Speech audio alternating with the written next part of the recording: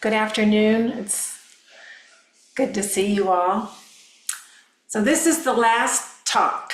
Finally, we've arrived to the last talk. I was just mentioning to Gabriella that we have done twice as many talks as we normally do. So it's been really great. And I appreciate everything everybody has done. You've been absolutely wonderful to take this on with us, and your teaching has been, well, I see you as bodhisattvas giving your Dharma talks, and I think it's just been absolutely lovely. So I want you to know that.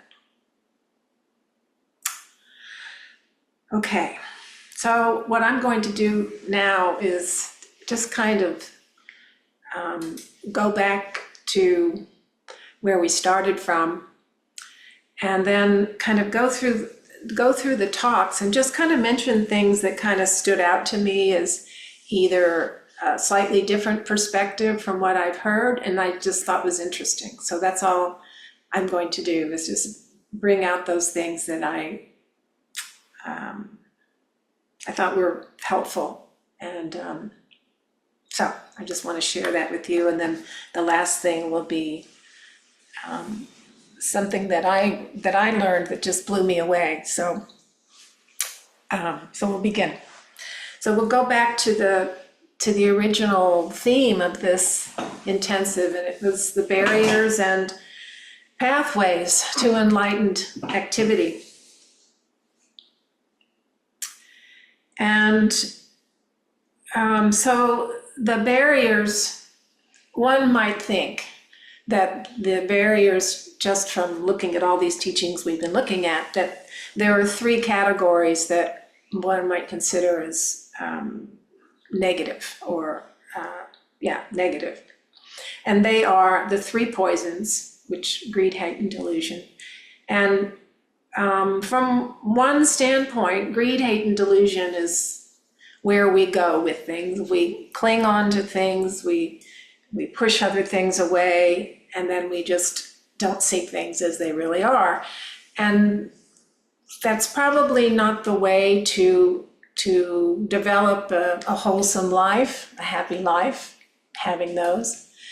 And yet, those very things, we can work with them and treat them with the compassion and turn it around completely, so that they indeed are the pathway to enlightened activity. So the five desires, also considered sort of negative behavior: wealth, food and drink, sex, fame, and sleep. And as Nancy said, these are not inherently bad things, right? But it's, again, the attachment to these things that are the problem. So, and the problem with being attached, of course, is that we are no longer focused on, and Nancy said this, we are no longer focused on the enjoyment of these things, but we're focused on how we're going to get more, how we going to, it's got to be there for us whenever we want it. So we kind of ruin our pleasurable things.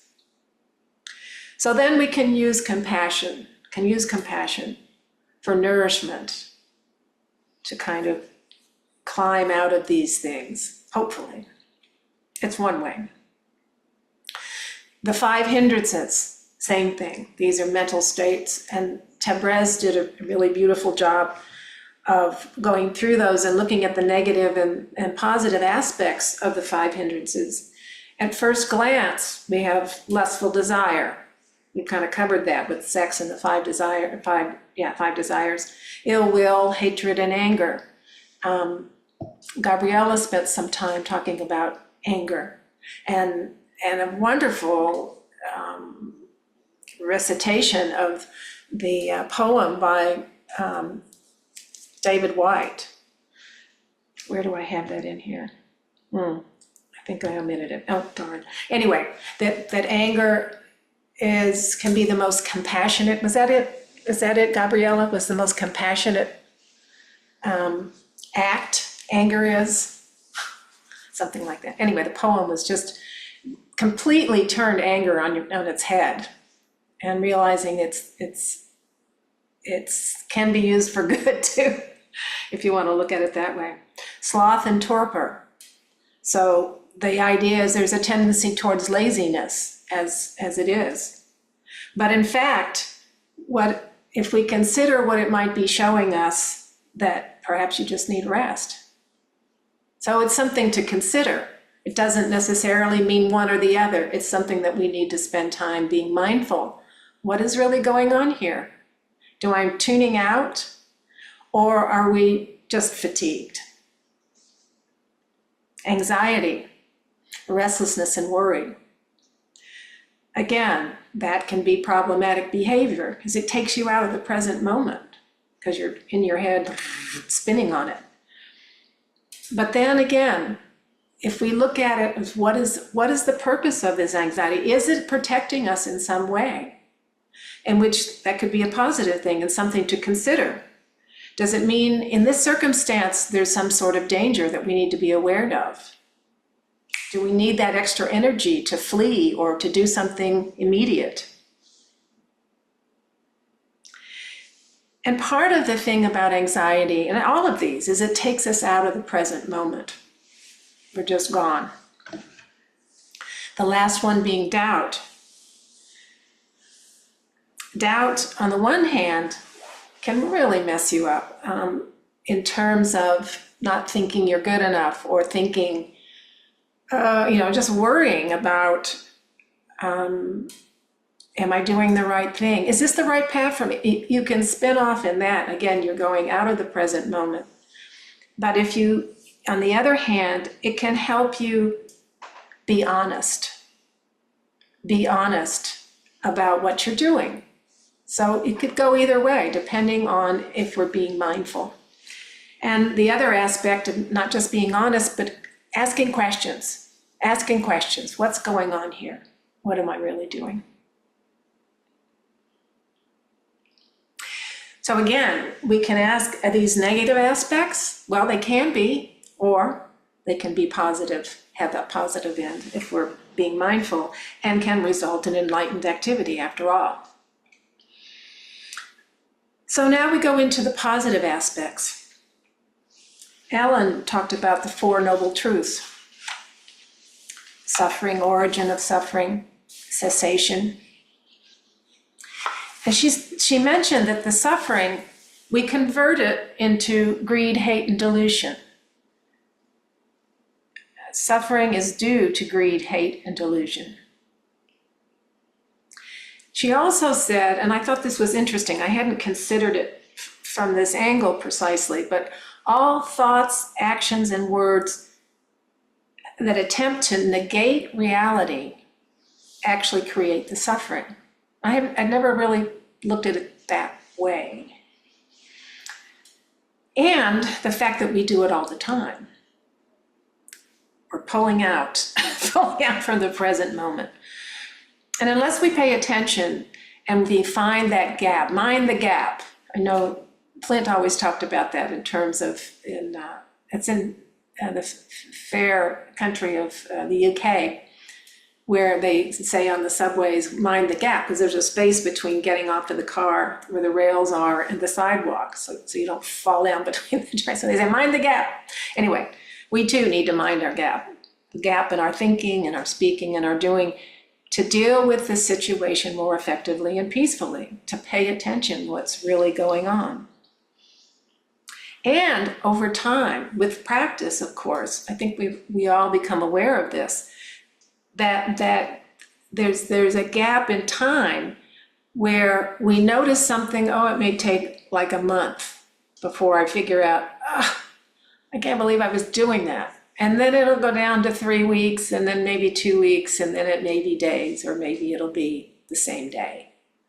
And maybe at some point you'll be aware of what you're doing as it's happening. That's practice. And we had Rosemarie talking about the Four Noble Truths. Well, the Eightfold Path, the first four. Right view, right thought, intention, right speech, and right action. And I like what she said about the whole range of suffering within dissatisfaction. It can be all kinds of things. And then the same thing, she said the same thing that was said earlier, that we converted our dissatisfaction into greed, hate, and delusion. That is pushing it away, or grasping, or just not looking at it as it truly is. Once again, the reality is obscured. One thing she said that I really appreciated, I liked the I don't know what the source was particularly, but the analogy of the Eightfold Path being like a cable, where there are 8 strands and they're woven together and they support each other. And that's the Eightfold Path. I just love that imagery. Each supports the next one, but the sequence is important. And lastly, she made a comment, and I've heard this one over and over, but it can never be said enough. When you are you, Zen is Zen. When you are you. When you, the Bodhisattva, are the Bodhisattva, Zen is Zen. When the egolessness drops, or comes on, actually, that's the opposite. And then we go into Nellie's talk on the second half of the Eightfold Path. So right livelihood, right effort, meditation, and right concentration. And she also said, used some verbiage that I hadn't heard before too. I found it very interesting. Choose a path to contribute to our Buddha nature. And I have to say, I've never thought of it that way. I mean, that's what we're doing, but I'd never thought of it from that standpoint. So I really appreciated those words. And then when she was talking particularly about effort, she was saying, for wholesome states of mind, use kindness or gentleness. Now that in itself, I just thought was so lovely. I mean, I think it's kind of a no-brainer, but do we really do that all the time? You know, do we always do that? Sometimes we get impatient and judgmental and a lot of other things. Use kindness and gentleness for wholesome states of mind. And then being unattached to the results, those two things. And then the last thing under that part is effortless effort. And we hear that often when describing effort in terms of right effort. In terms of mindfulness, she said, we need awareness of what we are cultivating. So really paying attention to what we are cultivating. Observe the nature of our thoughts, words, and deeds. Are they in fact wholesome or not? Can we stop in the constant stream of thoughts that we have? Can we say, oh, look what I'm doing now? Again, just paying attention. And then she said, just being brings us to natural concentration. That was also very interesting. Just being brings natural concentration. And then lastly, I really appreciated Nellie's discussion on self-care. And she asked the question, do you offer the body enough sleep, contact, exercise, and time out? And it's so important for all of us to consider that because it's so easy to get really involved in stuff and want to do this and want to do that, and there's just not enough time, and we end up just wearing ourselves out. So it's so important. So I'm glad she included that in her talk as well. And then we move on to the 3 treasures. the three marks of existence that Jess brought up: suffering, impermanence, and no self. So he was saying that the importance is to see things as they really are, is to see them in light of the three marks of existence. So to see things as they really are is to see them in light of the three marks of existence. And that's just really interesting to think about. You know, it seems like there's so many of these this is a lot of teachings all at once. And we may be familiar with, you know, all of them and very familiar with them, but sometimes the way they're juxtapositioned is so interesting. I don't know, to see things as they really are in the light of the three. Well, that makes total sense, of course, but I don't know though I've seen those together necessarily. So anyway. And then he went on to, everything is subject to decay and destruction. Now, I've heard of impermanence, but this really graphic decay and destruction, I mean, it's 100% correct, right? But I'd never, you know, I just thought that was really great to have that kind of language. It just is more real, you know? And I think about aging. I mean, I'm kind of in that place where I'm noticing it a lot more. And yeah, things decaying and just not working very well anymore. And then he mentioned that with recognition of impermanence, we lose the passions.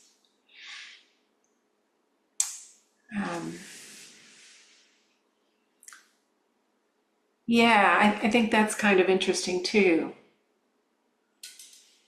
I can't say that I've worked with that in that way before. But I know that if you read like the stories of the Taras or the Terries, the women, they talk about losing their thirst and that kind of thing, and becoming, what's the word? Well, basically it's passionless, but there's another word that they use. And I'm not thinking of it right now, but yeah, with the recognition of impermanence, it's like I don't know, it's kind of confusing to me in a little bit, in some ways, because you think about your love for somebody and you think maybe it's permanent, but is it really permanent? You know, maybe your love is always permanent. But people in your lives, they're never permanent. But does that mean you lose passion for them, or you lose, I don't know. Anyway, that's another question, I guess, for another time. Just something that's been rolling around my head. And then lastly, the no self, and understanding that really clearly. And they talk about at a certain level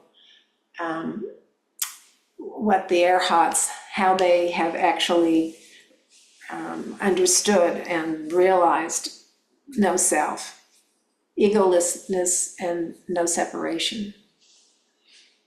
The Arhats, and then also the Tathagatas. I think that's one of the latter things. So, with these three marks of existence, is suffering an obstacle or barrier, or is it a pathway? And I think, as I already mentioned earlier, I think that definitely suffering can be brutal, but it's also can lead to enlightenment, I hate to say enlightened activity. If not just on its own, but by being compassionate and understanding and mindful, loving care, it can be a pathway. So the next was the three treasures, the three refuges by serenity, Buddha, Dharma, Sangha. And I thought it was interesting, I have written down that she says this relates to ethics, the 16 precepts. And I don't have any further notes on that, so I'm not exactly, I got to think about that a while. Because I think it's a real important connection.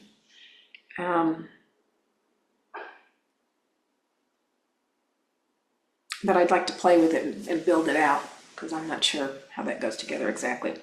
But anyway, she was talking about Buddha in our lives, that all is the manifestation of life as it is, and that every being is a teacher.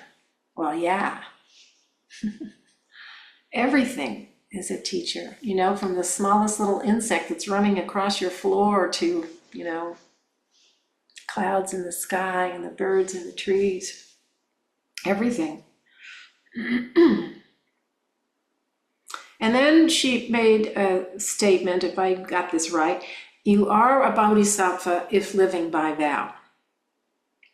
And then she said, all are included, this is so lovely, all are included, all interconnected, one truth, no one left out. How important is that idea or that sense of everyone belongs here, everyone belongs.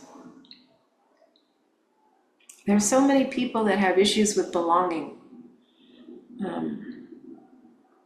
I can go down that road sometimes, and it's horrible. But no one's left out. All is interconnected. And then the last was Dharma is reality. I love that too.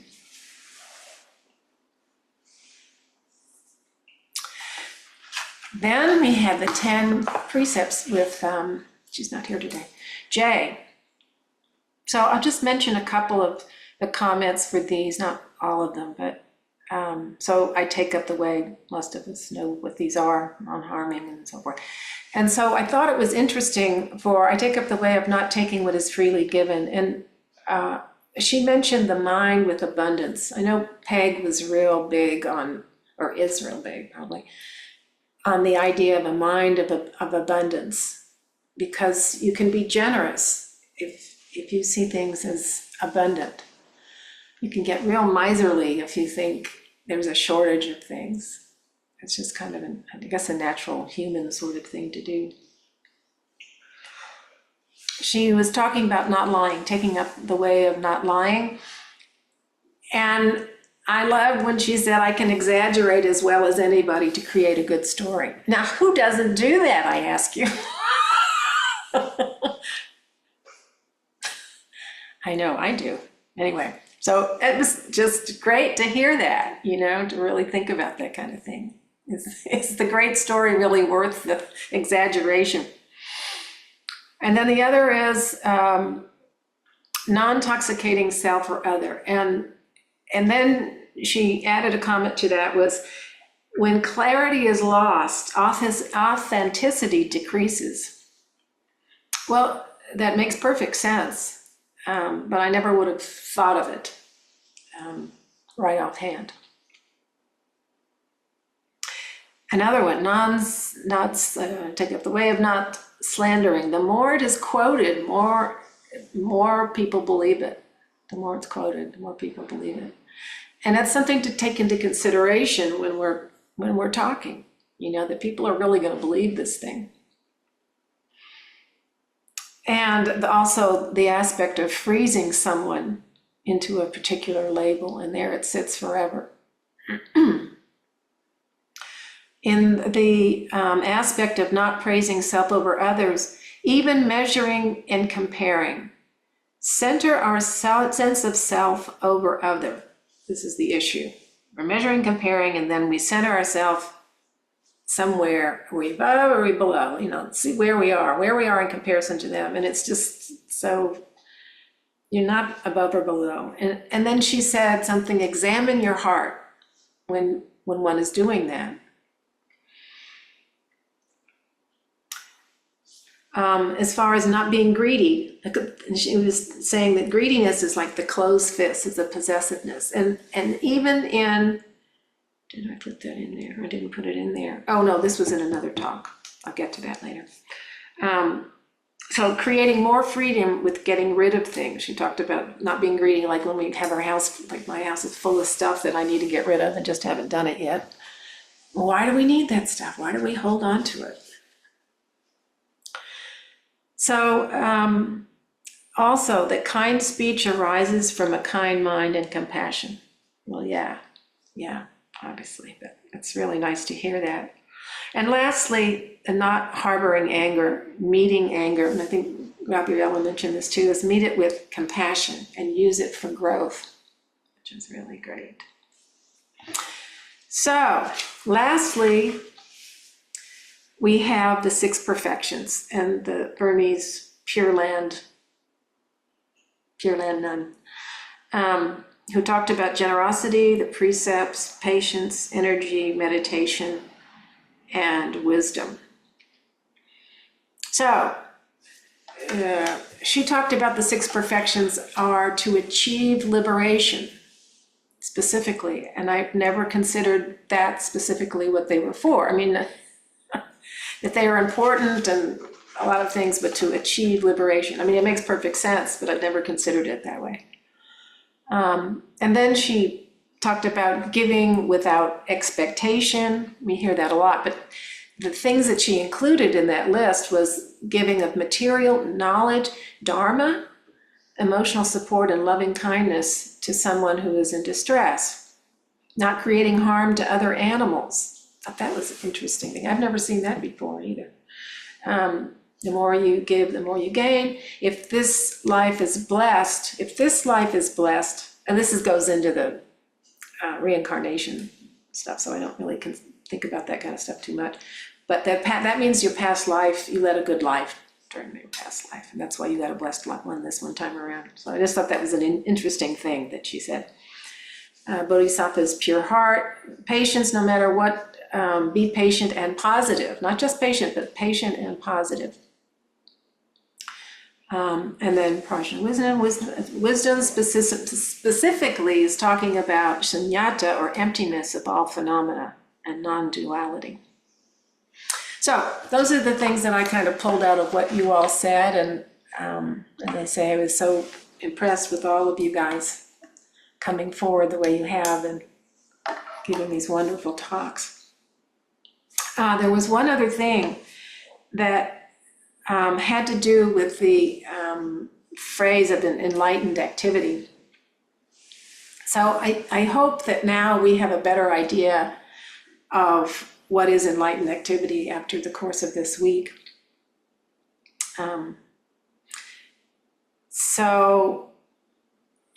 Someone quoted Suzuki Roshi in saying, I think it was Nancy, but anyway, there are, strictly speaking, no enlightened people. There is only enlightened activity, which obviously is an important point, pointing to the action as opposed to the doer.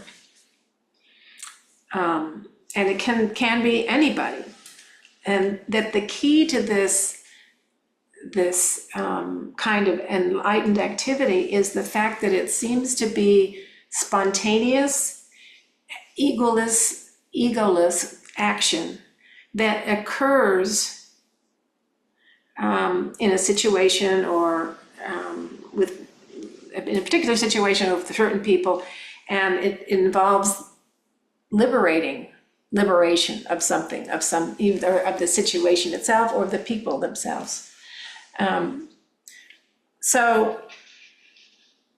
then there was discussion during the week of the Bodhisattva, and I was talking to Rosemary, I guess. One of the things that just blew my mind is I've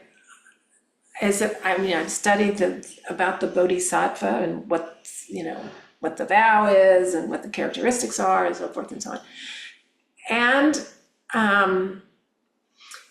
And I've also talked about instances where something came over me and all of a sudden I did something that I don't normally do, and it just changed a situation, and I did not do it. It was the Dharma coming through me.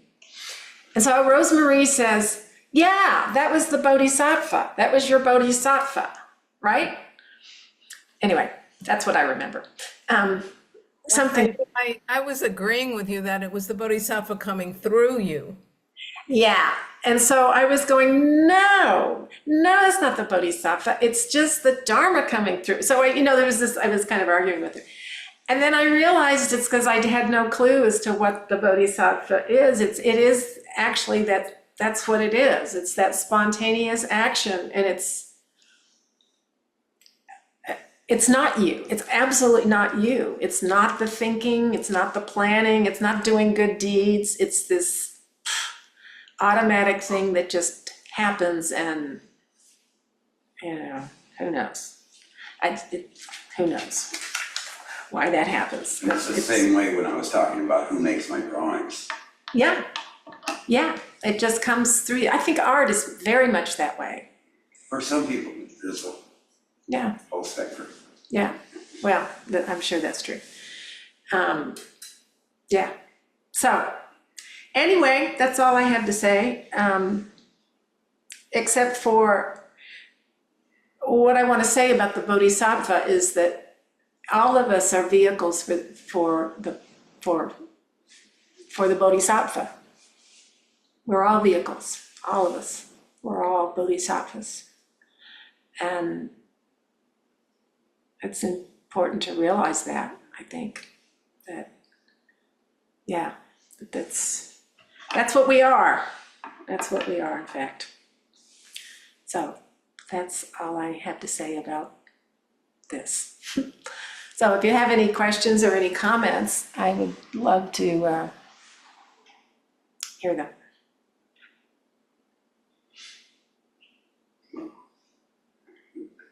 That was really good. I really enjoyed that. So I think you did a great job. Thank you, Kim. It's so great to have a review also. So in terms of Bodhisattva, there's this whole range of views of the Bodhisattva decided depending on what kind of Buddhism you have. And in one, there's one Bodhisattva, and that's the up and coming Buddha. And there's all the way to everyone's a Bodhisattva, which is kind of the way where we are. Yeah. And then in between that, there's the famous Bodhisattvas like Avalokiteshvara and those. Vimalakirti. Yes. Mm-hmm. So yeah. So it's really interesting, and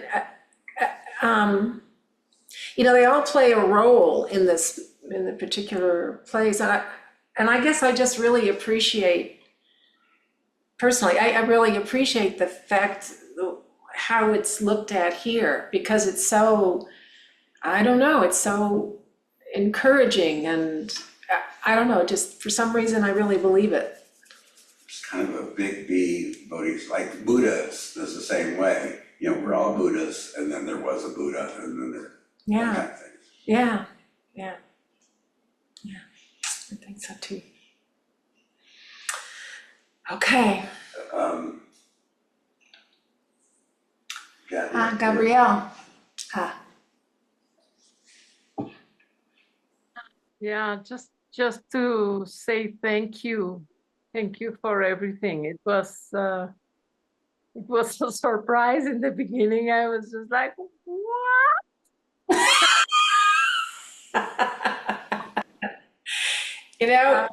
You're not the first person I talked to that said that.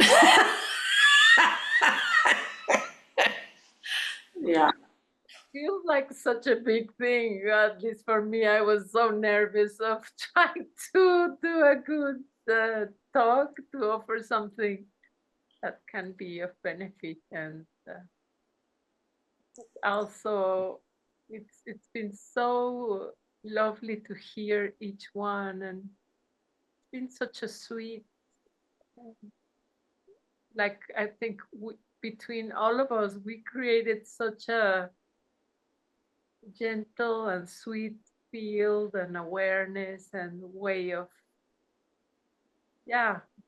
sharing the Dharma. It was really special, so grateful. And a good idea to get us to study more. Look at your all Dharma teachers, Oh, and just everyone did such a a wonderful, wonderful job, and I'm just so, just makes me happy to have witnessed this wonderful thing happen where, everybody was so, I don't know, so wholehearted, so totally wholehearted, and just offering these wonderful words and personal experience. I mean, I was just, I don't know, just overwhelmed with joy, actually, It just really, I don't know, makes me happy. You guys did really great, all of you. Very, very special to hear everybody. Yeah. To get to know each other better. Yeah, I think so too. Yeah, Ellen. Thank you, Gabrielle. Yeah. Um, I mean, the topic of the intensive is enlightened activity, and then having each of us give a talk was so perfect. I mean, it was just embodiment of what it is, what enlightened activity is. It wasn't just talking about anything. It was like we were like being it. And I think that was really perfect. I love the intensive. Thanks to you, Kim, and all of us.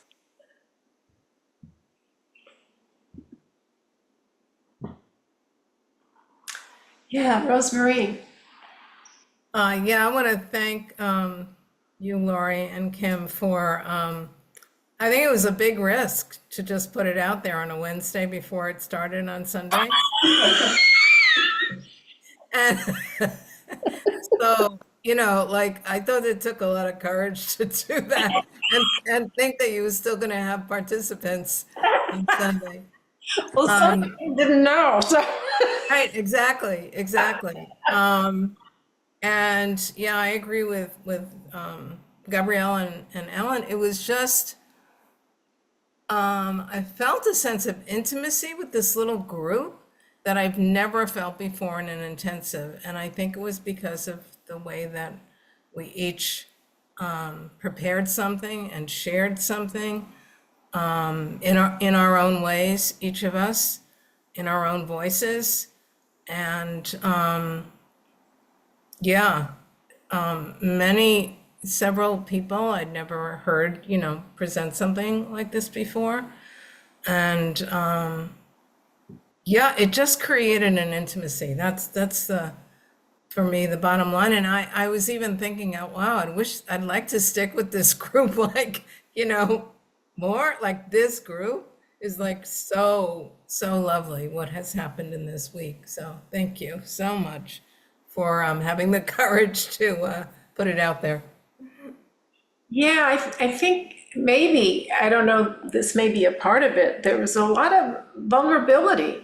I mean, you guys doing these talks and talking about yourselves and your lives and some of the struggles. And I mean, I think, I don't know, it seems like that's showing a lot of vulnerability, and that can go one of two ways, right? And in this case, it went really well because everybody is, so kind and compassionate, and yeah, and all in the same boat through the whole thing, right?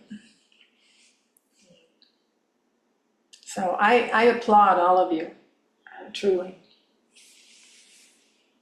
Thank you, Nancy.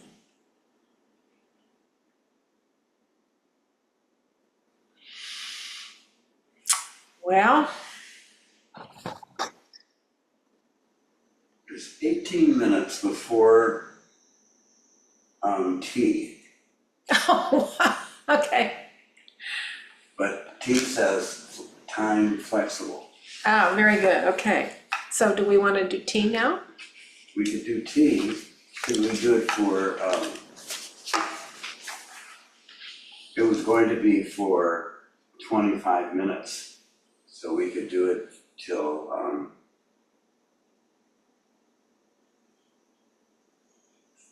3:20. Okay, and then after that, what do we have? And then we have another zazen period. Okay, and then a closing circle and then, Yes. okay, So till 3:20, we'll do tea. We don't do a meal chant for tea. no, we don't. So that's just about 20 minutes. Okay, yeah. Does everyone know why we don't do a meal chant?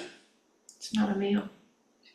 Oh, because Buddha, traditional Buddhists stop eating at noon, Mm, and they asked Buddha, could we have an extra meal?